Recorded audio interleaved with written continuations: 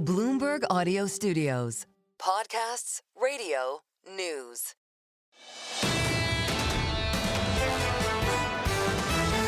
This is the Bloomberg Surveillance Podcast. Catch us live weekdays at 7 a.m. Eastern on Apple CarPlay or Android Auto with the Bloomberg Business app. Listen on demand wherever you get your podcasts or watch us live on YouTube. We made a real commitment here at Bloomberg Surveillance that we would speak to the mayoral candidates. We're now in the habit of repeating conversations. We spoke earlier to Andrew Cuomo, of course, the former governor of the state of New York, this for the mayor's race and a vote in November. Governor Cuomo, thank you so much for joining us again at Bloomberg this morning. I'm going to cut to the chase. I talked to my number one advisor, Martin Schenker, this morning, decades of five-borough experience. Here's his question. How do you get the younger voter? You've got the older voters in the outer boroughs. You've got a lot of Manhattan voting for you. Andrew Cuomo, how do you get the younger voter in this election? Yeah, no, it's a very good question. And thank you and good morning. Thank you for having me. What we learned in the primaries, you had a tremendous vote of the under 30, which is really a national phenomenon. They're highly energized. It started as a political movement that was anti-Trump. It's now further energized by socialism, income equality, and the situation in the Middle East, Gaza. But my point to the under 30 is, look, I agree with your statement of the problems. Yes, affordability is a major issue. Yes, your rent is a major issue. But the solutions being offered by Assemblyman Mamdani are not real solutions.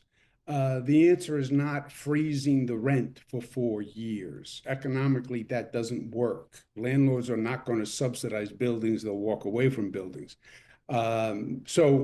Yes, the problems they have identified are correct. No, the solutions offered by Assemblyman Mamdani will not solve the problem. Governor, what is your path to victory as you sit here today? Can you still win if Mayor Adams does not drop out? In a multi-candidate race, yes, you can theoretically win. The math is much more difficult. I think reality will set in at one point, because the existential threat is, I think, Assemblyman Mamdani as mayor of New York. And many Democratic leaders feel that, the business community feels that, people feel that. This is a radical form of socialism, economic socialism in New York City, which is the heart of business and corporate America. And how does socialism work in New York City? How do you have a socialist city in a capitalist nation? The assemblyman is anti-police, called for defunding the police, dismantling the police, said the police are wicked and corrupt as an institution, said the police are racists. How do you provide public safety? How do you recruit police officers? How do you keep police officers if that's your position vis-a-vis the police? So he is the threat. You have several candidates who are now running, and senior Democrats have said, look, when you get to September, the strongest candidate should go forward one-on-one to try to beat Mamdani, and the other candidate should defer. And I've agreed to that. I said, if I'm not the strongest candidate in September, then I will defer. Right. Well, Governor, with a little bit of hindsight now, what does Mr. Mamdani's success in the primary tell you about the New York City electorate right now? What it says is, first, you did have an aberration in the primary turnout. You had an explosion of this under 30 that actually distorted the turnout. That's why the polls were all wrong, right? The polls all had me way ahead, 15, 20 points. They did not account for this aberration in the turnout, which was the under 30-year-olds who voted at an extraordinary historic proportion. Everyone else voted sort of at the same level of turnout, except the under 30, and he had connected with them very well on social media, TikTok, et cetera. That we expect to continue in the general. But what happens in the general is you have a much larger universe of voters, right? It's not just the activist Democrats in a primary small universe. It's moderate Democrats, it's out-of-borough Democrats, it's older Democrats, it's independents, it's Republicans. So it's a much, much different universe that you're drawing from. Andrew Cuomo with us, folks, former governor of the Empire State. We welcome all of you across the nation on the way you listen to Bloomberg Surveillance. Good morning across Canada, around the world as well, and on YouTube. We greatly appreciate your interest. This of the mayoral race, a vote in November. Governor, I want to get into the nitty-gritty here. Wonderful questions from our Bloomberg News team. Yesterday at St. Bartholomew's Church, there was an interdenominational service, including Father Enrique Salvo from St. Patrick's Cathedral, to try to pick up the pieces of, again, violence in New York. Every conversation is, what are we going to do to slow the attrition of the New York Police Department? What's the Cuomo plan, day one, to get more NYPD on the street and in the cars? Yeah, it's a very good point. Public safety is job one, right? Affordability is a major issue, no doubt. And there are other issues percolating. But public safety is and always has been the foundation. Nothing works without public safety. And crime is up. Some crime levels, some categories of crime are down, but crime overall is up and people feel it. Yes. Two interrelated issues, in my opinion, to get the police back. And you have to get them back. We don't just have trouble recruiting police right now. Historic issues. Back in the day, you would take a test to become a police officer. You'd score on the test. You'd wait 2-3 years to be called. We can't now fill a class. And the attrition rate is very high. They're leaving at higher rates than ever before. Why? Number one, the salaries. And I've called for increasing the starting salary. Starting salary is about $60,000. I would do a retention bonus by the end of the first year, an additional $15,000, because literally our salaries are not competitive. But second, they've also been demoralized. You know, in this city, like many other cities across the country, you've gone through a period, the past 5, 6, 7 years, where this socialist faction of the Democratic Party has become dominant in these big cities, and they have demoralized the police, right? Literally, the statements I read you from Assemblyman Mamdani. You call people corrupt and racist. Okay, nicely, Governor, nicely explained. Paul and I have talked to all the different candidates, but you carry a heritage, some would say a baggage, of your actions, your father, of a time that many people remember as being safer. What are the actions Andrew Cuomo will take to build that morale and to get the pay from an absurd $60,000 day one up to where it should be? Yeah, it's, I think, 2 steps. First, day one, raise the salary. It will have a practical effect. You'll be more competitive, but it will also say to police, I value you. I believe in you. And the second factor is, I will have your back. As mayor, the relationship between the mayor and the police is very important. The police are out there every day. They're risking their lives. It's inevitable that they're going to wind up in a controversy. They have to know that the mayor is going to have their back. And right now, they feel alienated from city government. And that has been going on for a while. You go back to Mayor de Blasio, they literally turned their back at a police funeral. I had never seen that before. But that was the symbolism of the NYPD saying, we feel alienated and you're making us the enemy when we're not the enemy. We're actually the good guy. Yep. Governor, your donors, your supporters, the donors that backed you in the primary, will they continue to back you in this general election? Yes, they will. What they're looking for is the same thing everyone is looking for, is what is the path forward, right? You do have a multi-candidate field. Everyone is petrified about electing a socialist who's anti-police, who they feel will bankrupt New York City, right? If you're anti-business, what makes you think the businesses are going to come here, let alone stay here? If you're anti-police, what makes me think that you're going to make the city safer? If anything, it's going to get more dangerous. So everyone is afraid of that happening. They don't yet see the path with both Eric Adams and myself and as a Republican. And that's why the path has to be one of the candidates, whoever is not stronger drops out. One-on-one, I believe I beat the assemblyman. But you have to get to that point. When is that point? Is there a drop dead date that you believe from a political perspective that either you or Mayor Adams needs to make that decision? Look, you're in August now. Everyone is doing whatever they do. September, after Labor Day, people get serious about it. And I think you get to mid-September, and that's going to be the, let's call it the drop dead date, where you're going to have to winnow down the field, or people will think there's no way to beat the assemblyman, and then there'll be just a resignation. I look at Andrew Cuomo, and forgetting folks nationwide and across New York City. Good morning, Bloomberg 1130. Andrew Cuomo with us here, really after a very difficult 10 days for the city, looking forward to the election in November.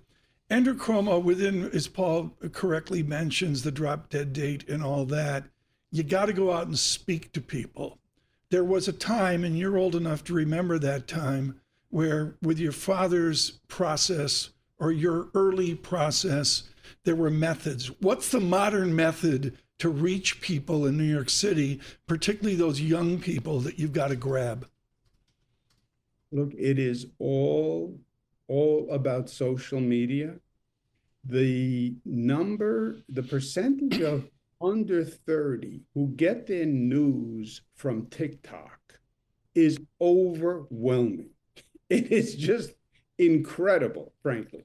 You know, first of all, news from TikTok to me is a sort of questionable concept in general. But it is all about social media, especially for the under 30. And that is something that I'm now focusing on very heavily. And yes, I'm moving around the city. I'm doing all the retail, if you will, and the traditional media, but it's social media. I look at, and Paul's got a whole, let me get one more question in, Governor, and Paul rather, has a whole series of good questions. I was standing outside the Waldorf, and okay, I'm one of the haves folks, and I'm looking up Park Avenue at the renaissance of this city. Or I can drive out across the bridge to LGA, and I'm looking at the renaissance of this city. Or the tunnels, Paul, going to be here in a couple years, and I'm looking at the renaissance of this city. Why are those young kids so upset if we seem to be building and burgeoning like maybe 3 other cities in this nation? That is the great anomaly. That is the New York City I see. I see a city of great potential and great progress. LGA, for those of people who don't pick up the acronym, we have a new LaGuardia Airport. Finally, LaGuardia Airport was the worst airport in the United States of America. Joe Biden made that famous comment about if you were blindfolded, you'd think you were in a third world country. We built a brand new airport, which they said was impossible. It was now rated, by the way, the best airport in the United States. Plug for New York City, shamelessly. new Moynihan train station, new Second Avenue subway, new Shirley Chisholm Park in Brooklyn. We're attracting AI technology. This city can really be poised to take off. And that's exciting. And the problems we have are all manageable. This is not a post 9/11 period. It's not COVID. They're all operational issues. You have a public safety issue, hire cops. We've done it before. We have an affordable housing problem. Build affordable housing. We've done it before. We know how to do these things. The under 30, this is more theoretical and ideological. We want a socialist society. Affordability is not just affordability for them. It's overall economic inequality. You shouldn't have billionaires and people who can't afford enough to sustain their family in a reasonable way. So it's an ideological dispute. The Middle East and Gaza is very big in that issue. And the assemblyman talked more about Israel and Gaza than he did public safety and economic development. You would think he's running for a position in the United Nations more than running for mayor.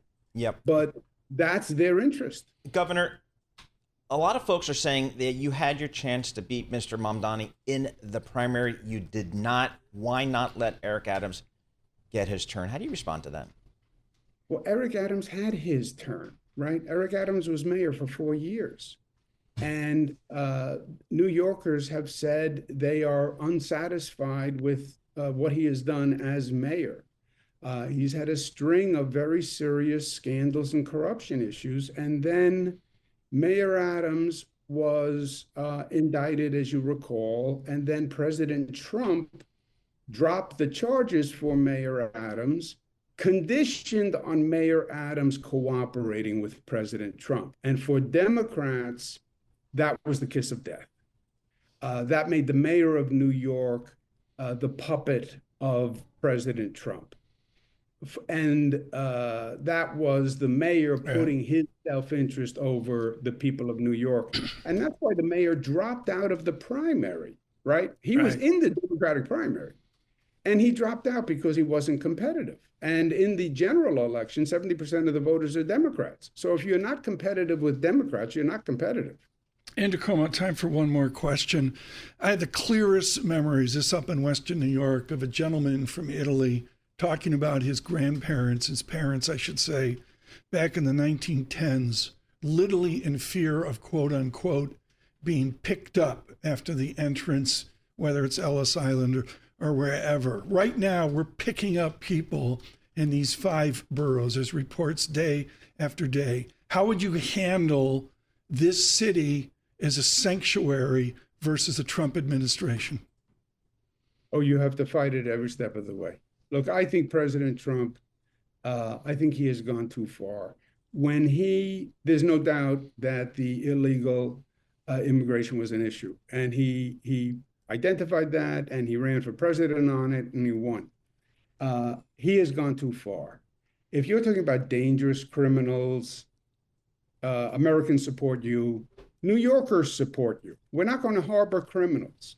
If you have a person who committed a dangerous crime, a serious crime, deport them. But when you start picking up people who have been in this city, who are working, who are families, they've been here for years, they're paying taxes, they're taking jobs that nobody else wants to take, by the way. They're working in the back rooms of restaurants, they're landscapers, they're doing manual labor that no one else can do. And you're disrupting families, and you're doing it without any due process. And by the way, you're making mistakes. You're picking up people who were here legally and putting them on a plane.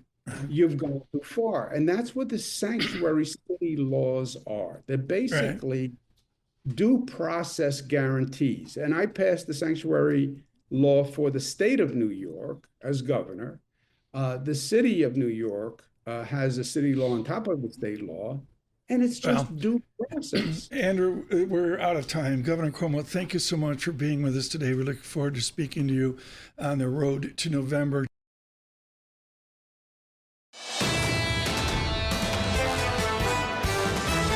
You're listening to the Bloomberg Surveillance Podcast. Catch us live weekday afternoons from 7 to 10 a.m. Eastern. Listen on Apple CarPlay and Android Auto with the Bloomberg Business app, or watch us live on YouTube. The way we find guests here varies. Some are pitched to us, as you can imagine. Others, we search and search and search. We really use Bloomberg News articles, our good competitors, the Financial Times or that. The way I found Erica Groshen was a paper in 2003 where there was an exceptionally mathematical 4-box scatter dot chart, which she followed up at the New York Fed with the second 4-box scatter dot chart. And it was just like Paul Newman and Robert Redford looking across the valley. Who are those guys? Who is this economist? Joining us now in the national uproar over how we count the beans. Definitive, Erica Groshen. She's a former commissioner of the Bureau of Labor Statistics out of Madison and Harvard, and now with a shingle out at Cornell as well. Erica, who should the next BLS head listen to?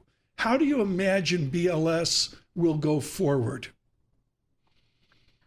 Well, I think the next BLS commissioner should follow in the steps of all of the preceding BLS commissioners.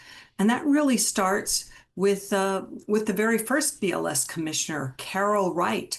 And we're talking about 1884. And I want to read you what he said about the commitment that he thought was that BLS was making to the American people.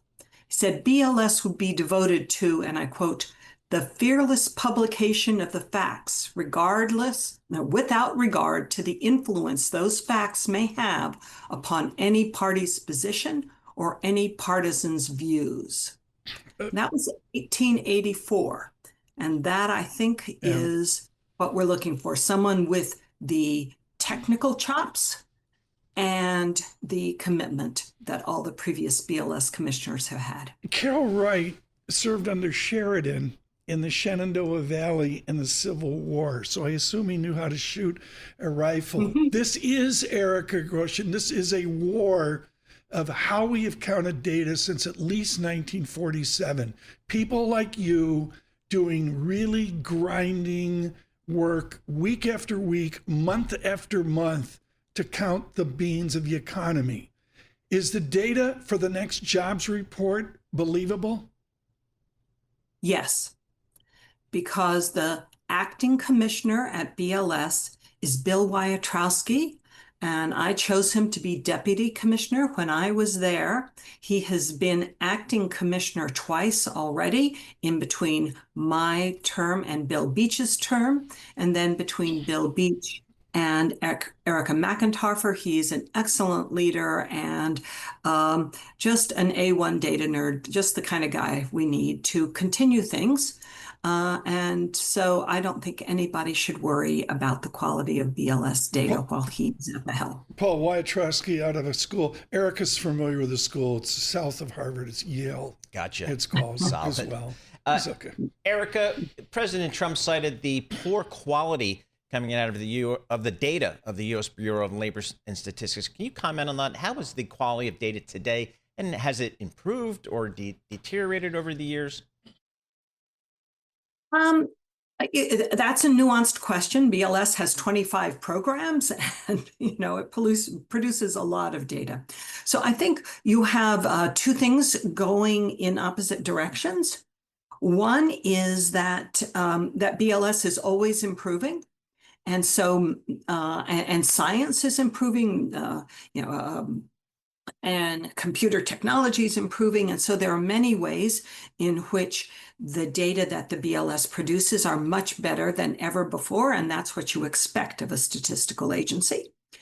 On the other hand, everywhere, including in the BLS surveys, we have declining response rates. Yeah. And that is problematic for most of BLS programs because they are mostly survey based. And I'll throw in one other thing, that the BLS has been suffering from very poor funding for at least the last 10 years. Erica, you nailed the question about changing technology.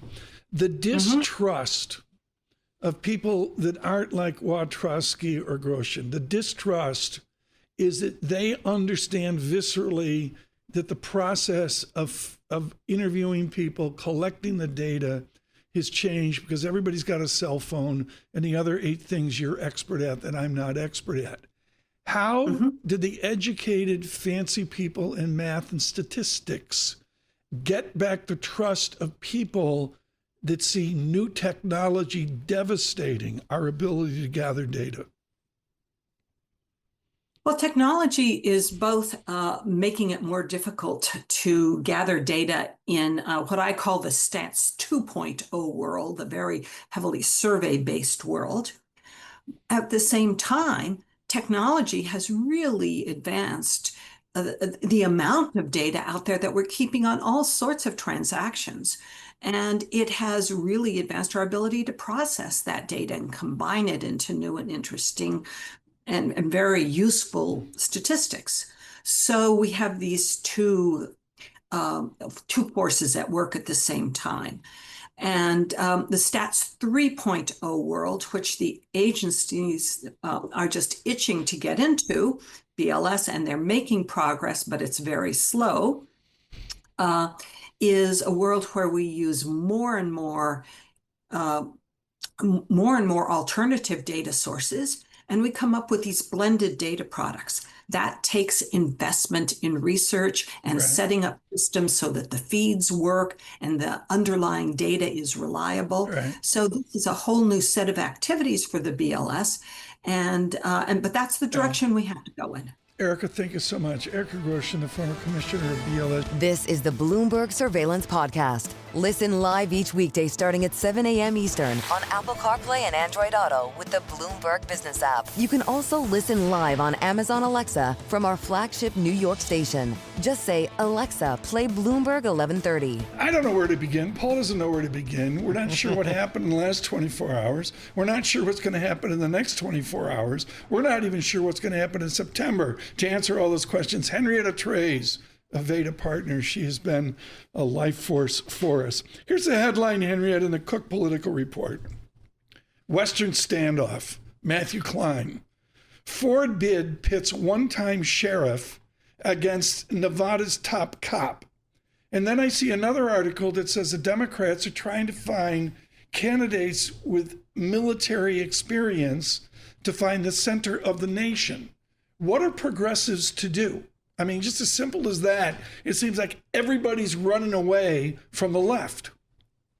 Well, it's certainly in Nevada. I mean, the Harry Reid machine, we've watched that get whittled down to the bare minimum, barely hanging on with some Senate seats there in the last round. Nevada is not a state that Democrats should anticipate being able to win, especially with the president's proposal for no taxes on tips. Even though it was rather small, it definitely resonates as a campaign slogan. And I think that's a state, much like Florida, that might not come back to Democrats for a very long time. So, Henrietta, we're going to get our good friends in Congress coming back supposedly in a few weeks here or soon. What's the agenda for Congress when they do get back in session here? There's a lot of cross currents out there, but I'm guessing there's some nuts and bolts that they need to focus on. Yeah, the main agenda is don't shut it down. That's the whole goal. We shouldn't ask for more than that. I mean, they just left. They'll be gone until September 2nd. And the second that they get back, the first thing that they have teed up is a vote on an appropriations package to keep another part of the government open. So we have 12 appropriations bills. The House has done 2. The Senate has done 3. I have 25% odds that we're going to shut down on October 1st. Really? And you can Wow. see why. Democrats can't get a word in edgewise. They held up the nominations process even into the weekend, which is asking a lot in late July for them to stay in session. And they're all trying to have some sort of opportunity to make a splash or get any kind of attention. And this is the first real opportunity since Senator Schumer whiffed on the first one to have something that they can really push back against the president. I think the most important thing for investors to watch is the decision from the Federal Circuit Court about whether he can keep these tariffs on or not. That is the most important thing for the entire second half of this year as we wait for that decision. I'm going to interrupt. Paul, it's Paul's turn to ask a brilliant question. That's so important. I'm going to be rude. Henrietta, walk us through that process. It goes against the president. By definition, it goes to the Supreme Court, right? Not necessarily. So there's a lot of speculation here that because the Court of International Trade found unanimously in their 3-body panel that the president does not have this authority, now when the 12-body panel of the Federal Circuit Court hears it, if they find a similar conclusion, the Supreme Court might not be inclined to take up the case, even if the president appeals. Then so we happens? have this really high tense battle that's brewing. Okay, but then brief us here on November. Then what happens? So let's say we're probably in the September time horizon when the FCC gives us a result, maybe even in the next 2 or 3 weeks is possible. They've been moving really quickly. The president will appeal and all the tariffs will be sort of in suspended animation unless they say, okay, you can keep them on while the Supreme Court continues to discuss. Then the Supreme Court takes it up the first week of October, and we maybe get an answer from them at the late October period. So for investors, I guess the way to think about this is you have certainty that these IEEPA tariffs will be on through the end mid-October at least, but that could be pulled forward and it might be stripped entirely. And then at that point, we could do an entire segment about the 4 main options that the White House is looking at right now. But this is when we go to work. You know, do we need a reconciliations bill? Do we need a sanctions package? Are they going to just act as if? Are they going to try to get Congress to codify the IEEPA tariffs for them, which they do not have the votes for? So it's going to be a wild ride if that comes to pass. Wow, I wasn't aware this whole court thing was taking place. Paul, I kind of lost in the memory banks. I mean, you got the kegger out in the deck of Budweiser, right? Yep, of course. It's nuts, folks. I didn't have any idea either. Exactly. Paul admits it at least. So, Henrietta, I'm going to ask this because I ask every time we chat with you. I don't do it every time. I try to save it for once every week or two. But where are the Democrats? Where's a Democratic voice today? There's not a unified Democratic voice today. They are spread all around. They're trying to unify around whatever they can grab. So I mentioned that they were suspending the nominations over the weekend and not really coming to an agreement. That's all over the Epstein files. And you can say it doesn't matter to Wall Street, and that's true, but it resonates on Main Street, and it's in conversations across the country. And you can see that in the polling. So they're trying to seize on something there. They are trying to talk about the tariffs. You'll see that members are coming out and now are increasingly sort of united around opposition to tariffs, but they have a little bit of a squishy headline. No surprise there. They'll say things like, in some cases, tariffs are helpful, but in this case, they're a tragedy. So it's not really a neat talking point. And they really need to, I think what we're seeing in these town halls is that the people, the actual American public, are focusing on the one big beautiful bill, cuts to Medicaid, cuts to SNAP, and you can see that in even Nebraska right now. Henrietta, thank you so much. Henrietta Treyz, Veda Partners.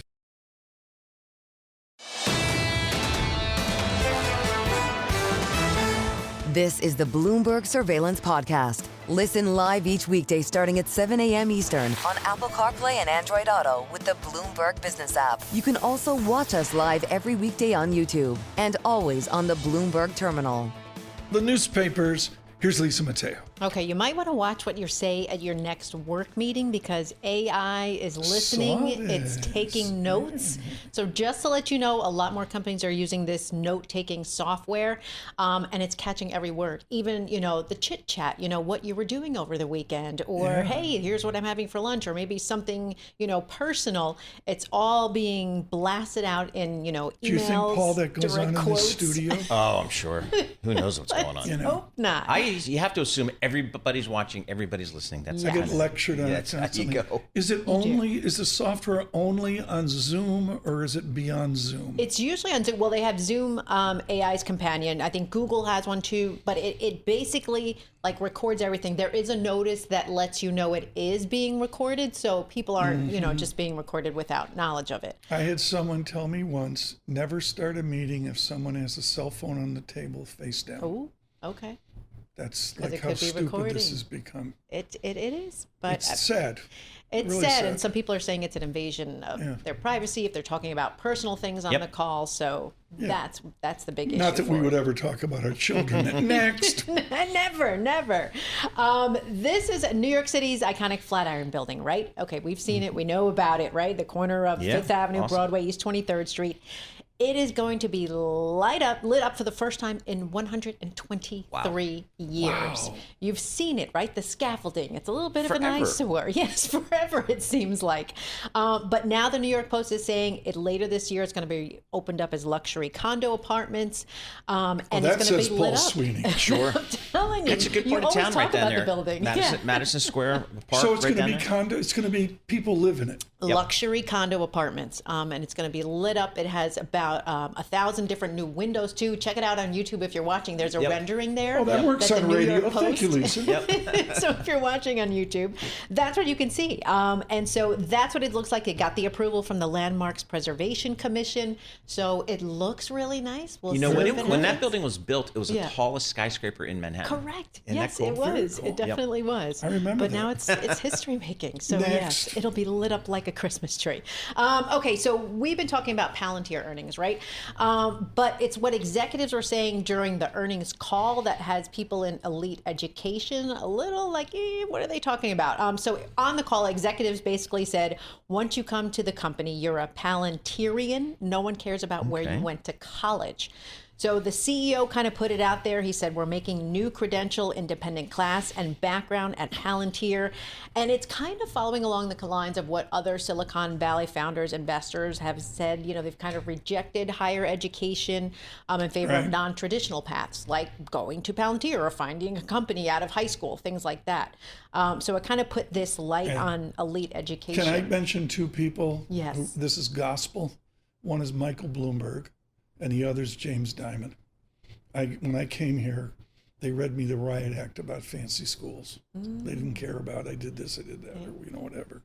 It's a cultural thing, and we've lived it at Bloomberg. I mean, it's been just great. So Palantir's doing the same thing. So Palantir's doing its CEO is saying the same thing. We don't care about the fancy education where you come from. You're here to learn. The Palantir way, I guess. My mother called it Harvard on the brain. Lisa Mateo, thank you so much. Greatly appreciate it. Smart newspapers this morning. Lisa Mateo, the newspapers. This is the Bloomberg Surveillance Podcast, available on Apple, Spotify, and anywhere else you get your podcasts. Listen live each weekday, 7 to 10 a.m. Eastern on Bloomberg.com, the iHeartRadio app, TuneIn, and the Bloomberg Business app. You can also watch us live every weekday on YouTube and always on the Bloomberg Terminal.